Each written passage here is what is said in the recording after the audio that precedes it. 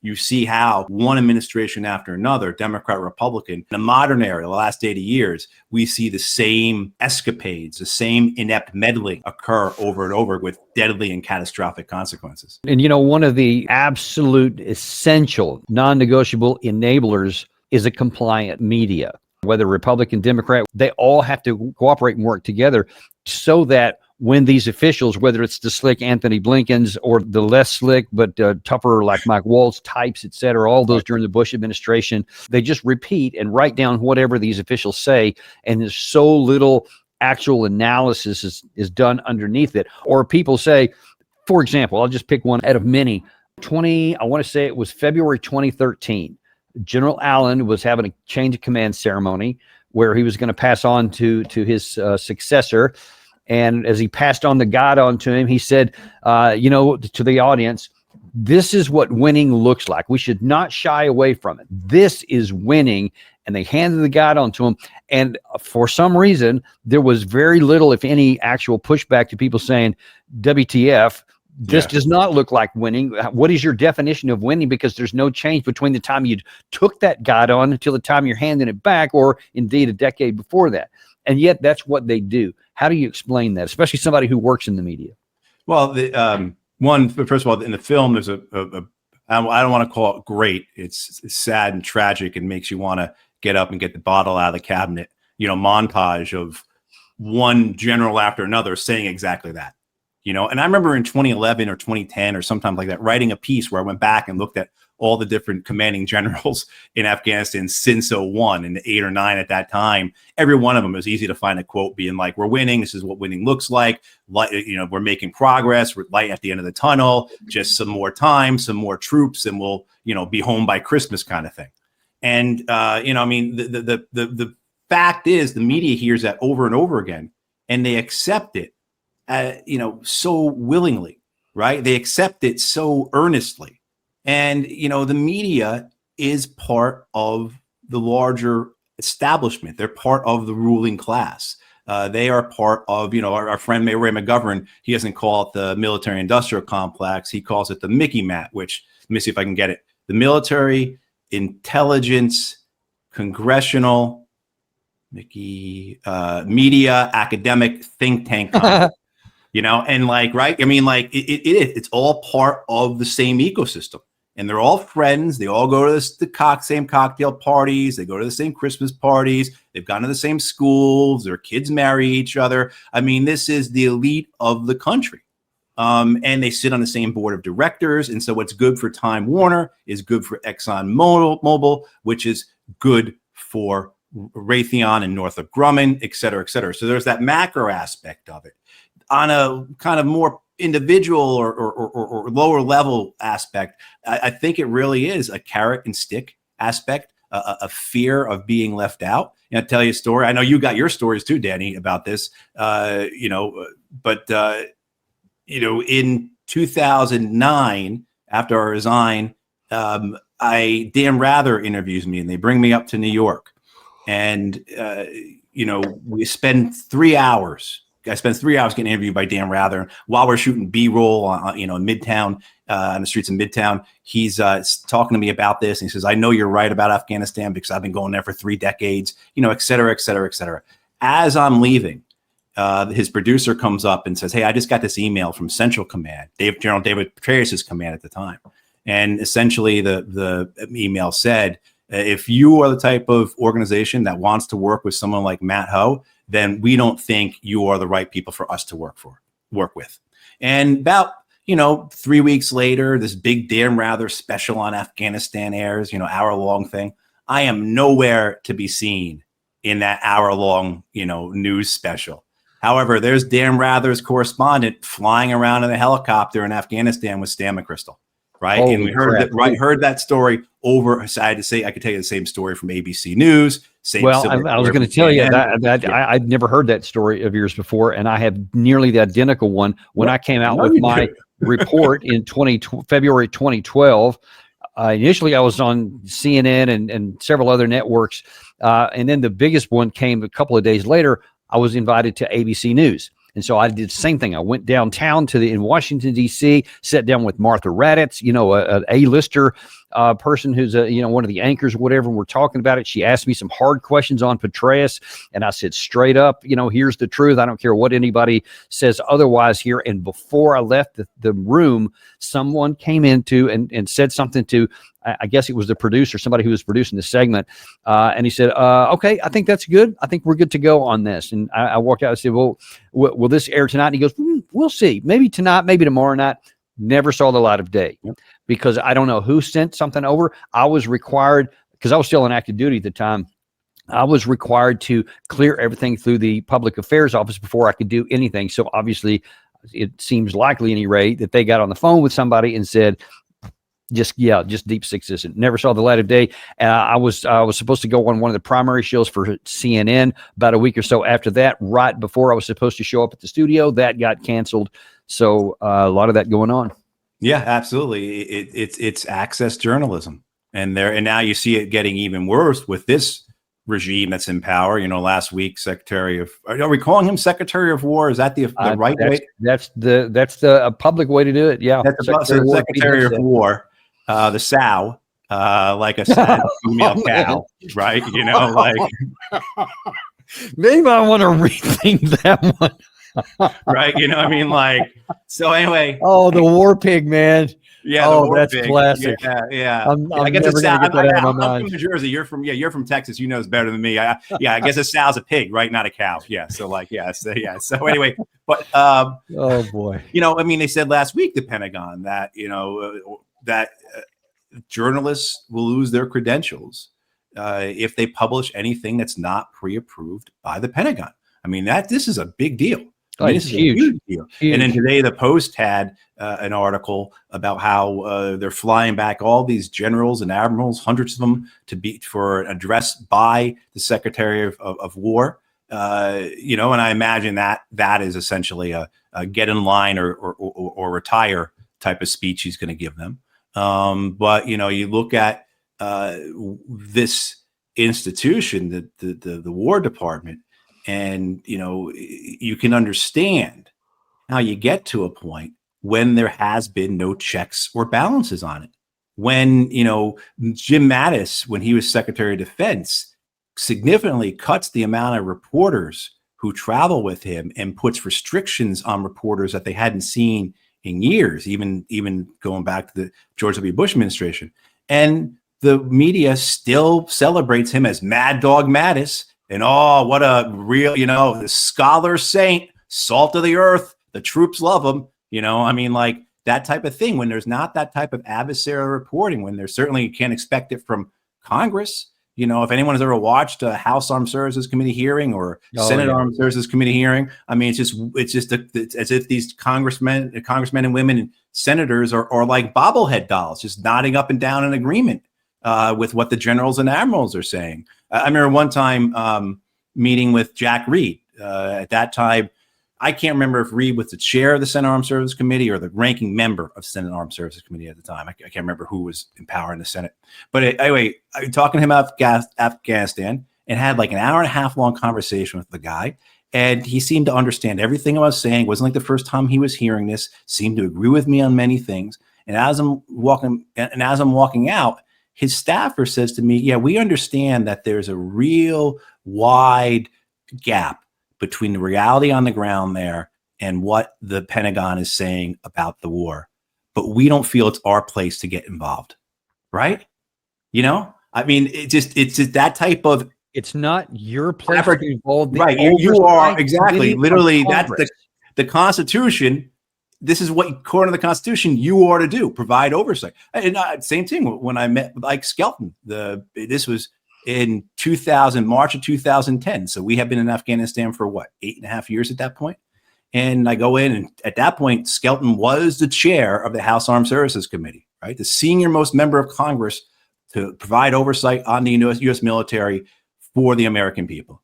And Skelton talked to him for however long, 45 minutes, whatever. He thanks me as I'm leaving. He says to me, I really appreciate you coming in. That's the first negative briefing I've ever received on the Afghan war. In March of 2010, the House Armed Services Committee chairman says to me, he's essentially never heard a negative briefing on the Afghan war. And he doesn't think to do anything about it. like I'm some nut job that came off the street, right? You know, I mean, who just somehow wandered in his office and spouted all these negative things about Afghanistan that have never been said before.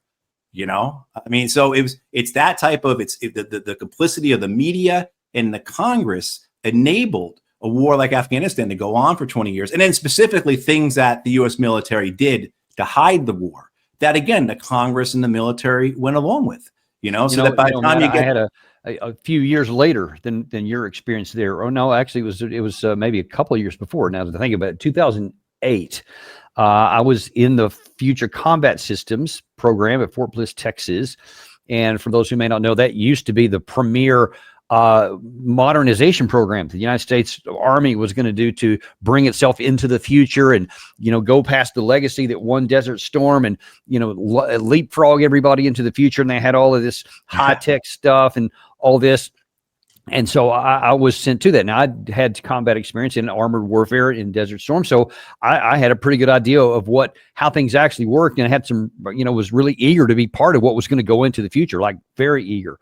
Then I get in there and find out that it was almost all smoke and mirrors, all these things that they're doing, when I can see on the ground all this systems that are being tested, experimentation. I'm talking field experimentation, not even just simulation. But everything that we were doing was designed to come to a certain end. And even that was failing because the systems weren't working together. And yet they told each other that it was. Well, it turns out I got to know as a part of the one of the congressional investigation. Maybe a CRS. I can't remember. One of these organizations is tasked to do investigations for Congress so that they can see what's going on. They sent a team down, and every year they did an estimate on the future combat systems, which was almost always routinely negative, saying the same things that I'd saw, and they had recommendations. Well, I get to meet those guys because I'm in the program. Turns out that they said, listen, what happens every year? Because I asked him, how is this dichotomy between what you're saying every year in public? I mean, you print these things, and then all of a sudden, when the generals go before Congress, it's like 180 degrees opposite. Everything's working great. And he said, because what happens is before the hearing, the generals will then go into the members of Congress or to the Senate members, and then they'll have this really congenial conversation, and they'll tell them what they're going to ask. They'll tell the generals will tell them what they're going to answer. Everybody pats each other on the back, and then they go out and just performative. No one asks any hard questions. It's not expected, and no one gives any answers besides that which is approved. And I was just dumbfounded. And of course, 1 year later, about 18 months later, the program is canceled for many of the reasons that I had identified in some of my articles, things that I have written, et cetera. Some said a lot of the stuff that the organization had published year after year, and it just wasted a full decade. We never, by the way, replaced that. There is no future combat system to this day. We still don't have a modernization program because these things keep existing, but the money keeps flowing. Yeah. No, I mean, it's the no one wants to tell the boss that he's wrong. Nobody wants to put forward bad news. That's not the way you're going to get promoted. I mean, you saw this in Iraq and Afghanistan all the time. I remember one time looking into Crete where we had a massive car bomb blow up next to the division headquarters and knocked out the windows for a lot of the division headquarters. A bunch of Iraqis were killed. And this was like however many times we had a car bomb, a suicide bombing like that in the last few weeks. And I remember the division commander losing it, because the brigade commander who had authority, who had responsibility for Tikrit, his assessment was that things were going well in Tikrit. If people aren't familiar, the U.S. military, I don't know how it is now. Of course, before we were in love with PowerPoint slides. If you were an airborne unit, there were guys jumping in with a Proxima projector, strapped to their chest, kind of thing, right? I mean, it was crazy how much the U.S. military lived and died by PowerPoint.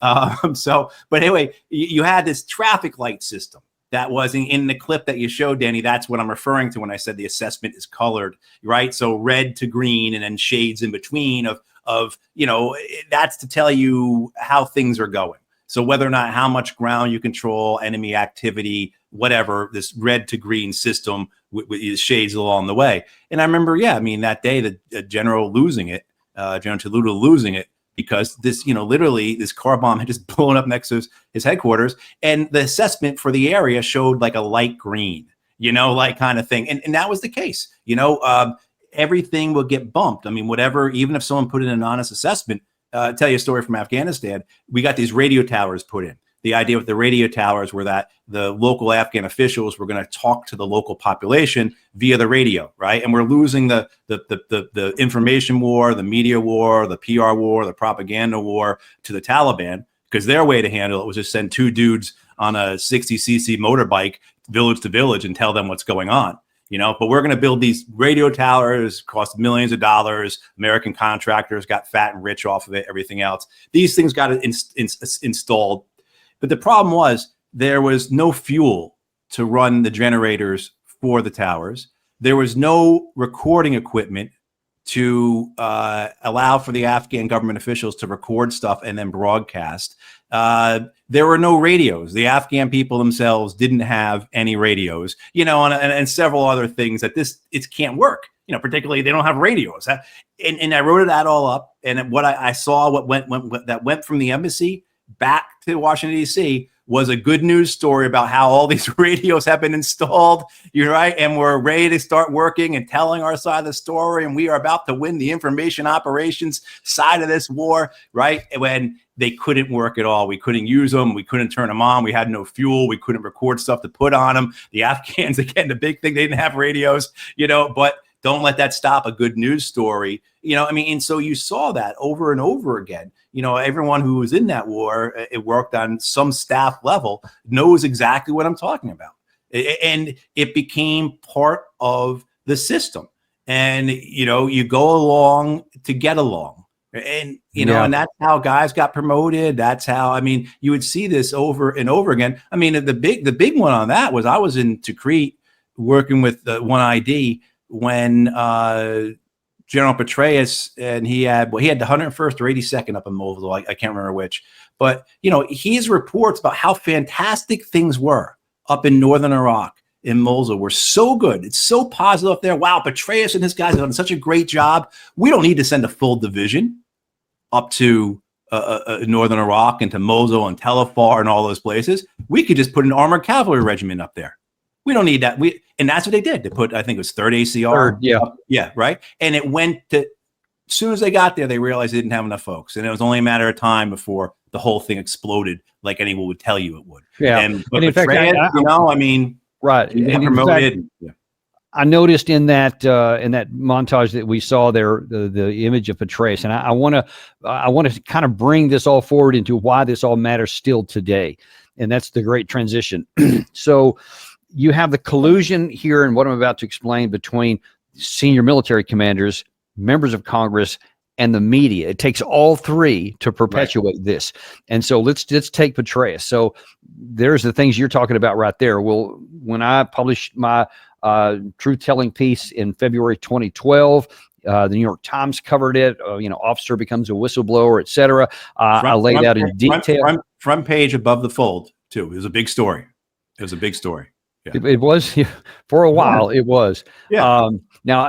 So first of all, when that came out, it just so happened timing was fortuitous in that the ground commander, a 3-star General Scaparrotti, was in the Pentagon. He was visiting from out of town. So of course, cameras went straight to him. I think it was either later that same afternoon when it came out, or maybe the first thing the next morning. And they said, "What do you think about this assessment that Davis says, which is completely contradictory to yours?" And he said, "Well, I hear it. That's just one person's view. I have this bigger comprehensive view where I can see it. And we're pretty confident that our assessment is actually correct, but I hear what he's saying." And so the media goes, "Okay, anyway, moving on to the next question." So that ended that point right there. In my report, though, I chronicled in detail a lot of things that Petraeus specifically had said where he was lying to the American public going back to, I think it was March 2010, when he first started telling everybody that the surge was working, that this new strategy was having benefit, that they were changing the azimuth. Now things are on the right track. We now have the inputs right, all those things, right?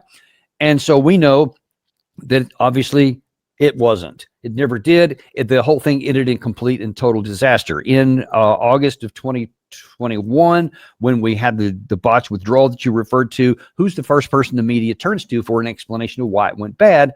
But David Petraeus, right? So now then we fast forward into this war here. In May 2023, So literal days before the Ukraine were to start their offensive operation, where they were going to try to drive Russia back to the Azov coast, cut off the land bridge, and maybe set the conditions in the next year to completely drive Russia out of all of Ukraine. That was the big hope. David Petraeus went on BBC. I've shown this clip many times on our show, where he laid out in extraordinary detail, not just said that they were going to win, but said why they were going to win, that the Russian army would crash, crumble, and possibly collapse, was the statement that he made. And he said all these reasons why it was going to happen. Well, obviously the exact opposite happened. And it was the Ukraine side that broke its teeth very predictably on the Russian lines, which had been talked about. We had talked about it in months before that. I'd written a bunch of stuff. Anyone who's looking at it honestly could have seen that. But instead of accepting that, now then, just days ago, here again, I have to show another David Petraeus saw it, to where he's in this big conference in, I think it was in Finland, where all these muckety mucks are meeting. And he talked about in the clip about all these different organizations he's briefing and people he's advising and all this. They keep putting the microphone in front of his face, even though he was catastrophically wrong in Afghanistan, even worse, catastrophically wrong on this war. And yet, Matt, they keep listening to him. Make that make sense to me. He understands the system. He understands how it works. His thesis at Princeton, where okay, fine that he understands that, but how come the system keeps putting the guy back out there knowing that he's wrong? Again, I think they're all interconnected, right? It's these are all the same people at the cocktail parties. These are all same people who have maintained the same interests. You know, Petraeus is at Stanford, I believe. I forget which university he's at, right? I mean, the same thing. You go to Columbia and you've got Victoria Nuland and Hillary Clinton and Mike Pompeo there, right? You know, I mean, you look at what's his day job? He's, you know, or one of his day jobs, he's on the board of directors for KKR, the big, right, investment firm. I mean, so they maintain these relationships, this symbiotic existence. And because if they go to someone else, well, that's not really they lose the self-interest. So why are they going to go to someone who may have been right or accurate, particularly when it upsets a long-standing narrative that they've had, or it forces them to have to issue some form of correction about how they got things wrong in the past? So for a lot of different reasons, mainly self-interest, they stick with a guy like Petraeus because he's one of theirs. They know he's going to stick with the script, right? It's not going to cause them any discomfort. And because he's so well connected that he continues to be able to provide them with things that they want in terms of access and everything else. So it really is. It's nothing more than self-interest that keeps him going. I mean, we can get into the larger cultural aspects of it. I mean, he is well known. He's probably the most well-known American military commander since the Vietnam War. And that was all planned. He knew exactly what he was doing. You know, go back to Deceit again. When I was with 1ID, the guy, the three generals, I heard these guys ripping on him all the time, and that was really odd to hear generals speak unprofessionally of other generals. When Petraeus would fly up from Baghdad, when he was in charge of, at that point, Minsticky, which was the training command for the police and the Iraqi police and the Iraqi army.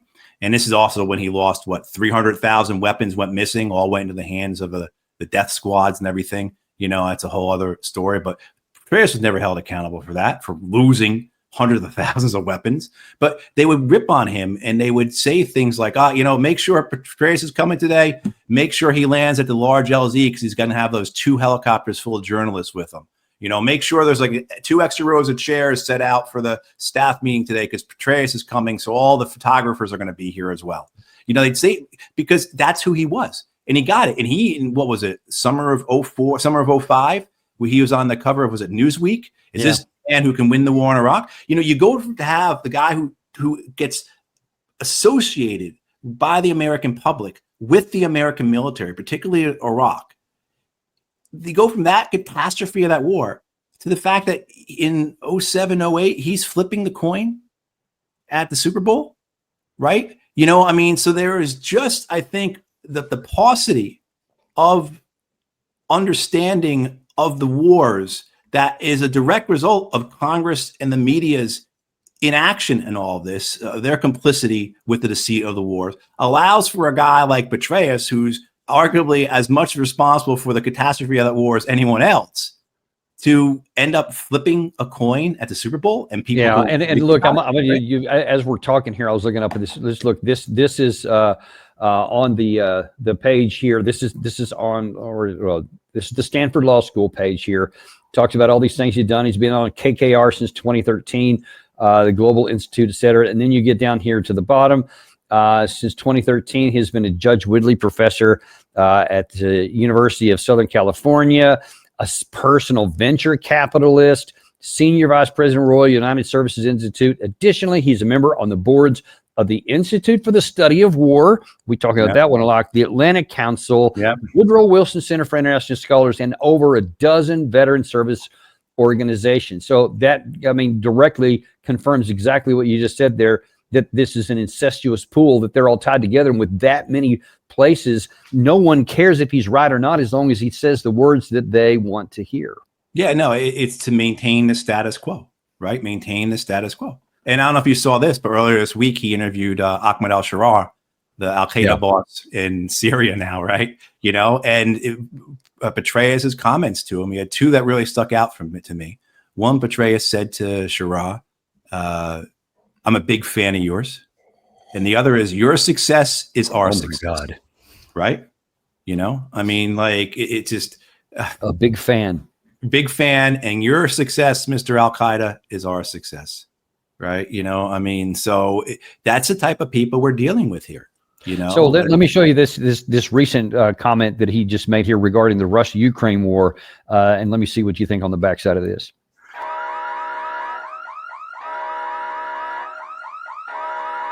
You have just come back from a trip to Kyiv, Paris, Brussels, and Warsaw.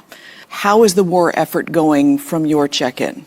Well, actually, we were also in Kyiv a few months ago for I think that was the Kyiv Security Forum. This was the Alta-European Strategy Group, but also visiting with units that I've been tracking all along, including especially the Nemesis Regiment, which is one of the premier unmanned services units. In fact, I drove their maritime drone 100 kilometers an hour. It's quite spectacular. And I actually felt better after this trip to Kyiv for some reason. The Ukrainians, I think, are in a better place relative to the U.S. and to NATO and the Western world. Yeah. You feel better about them now than you did before. And he mentioned, just like that thing I just showed you about all the groups that he's in. He went to all Paris, Brussels, all these big wig places. I mean, what do you do with that, Matt? I mean, talk to me first of all on the substance of what he said. Is there any rational basis to say that things are better for Ukraine now than they have been? No, there's not. I mean, certainly the shift in American president's perspective on this is a big deal for Ukraine. I think that's something that many of us were expecting. I mean, you look at the Trump statements at the UN General Assembly the other day, and you look at who was there in the front row for the American delegation. It was Scott Bessent, the Treasury Secretary, Marco Rubio, Rubio Secretary of State and National Security Advisor, and Mike Waltz, the UN Ambassador. And all those three guys who presumably Kellogg too, by the way, he was there as well. Yeah, exactly. Yeah, but like, you know, those are the guys that he turns to for this. And I think that's what a lot of us were afraid of with regards to Trump, was that he's going to come in, he's going to think he's going to have a deal, he's going to yell at the Russians, they're not going to respond the way he wants them to. And then all these people who are very anti-Russia, just to put it simply like that, around him are going to say, look, Mr. President, you gave it a good try, but you're like, we told you, these people won't listen. The only thing the Russians understand are force and blah, blah, blah, blah, blah. I think there's also two larger geopolitical shifts underway here where Trump doesn't see the need for Russia as he maybe once did. Maybe he once saw Russia with all its commodities, not just its oil and gas, but, you know, if something comes out of the ground that mankind can use, Russia has it, you know, and they're probably like the top 3 producers of it in the world. Like that's why going on a war against this country is so insane, you know. But you know, it's like that's why they're so hyped up about Venezuela, right? And that's the way they're so hyped up about other parts of Latin America. Maybe they don't need Russia to be on our side resources wise, because we're going to take the Venezuelan oil and in the minerals out of South America. So, you know, I mean, go on a tangent there, but you know, there's nothing you can look at that would say that things are okay for Ukraine. I mean, particularly as come to have this understanding of the Russian war plan. I've actually been doing I went to Spain this summer. We talked about that. I've done a lot of reading about the Spanish Civil War, and the Russian war plan is similar in many ways to the nationalist war plan during the Spanish Civil War, where it's about eradicating the opposition, eradicating the other side, a war of attrition, which is, I know you guys have been saying for years now. You know, I mean, so the failure to understand what Russia is trying to obtain here, its objectives, but also the way it's going to go about achieving those objectives, you know, puts us in a position where you can have someone like Petraeus say, well, look, the Ukrainians are in a good position. The Russians really aren't making that much. You know, they've been trying to take Pokrovsk for a year now, et cetera, et cetera, et cetera, right? You can make all kinds of arguments that sound really good, but are specious about how the Russians are ultimately just days away or weeks away or months away from collapse. And so you can have a interview happen like where you saw with Petraeus, where he says they're in a good place because they've got these really great high-speed drone boats and everything else.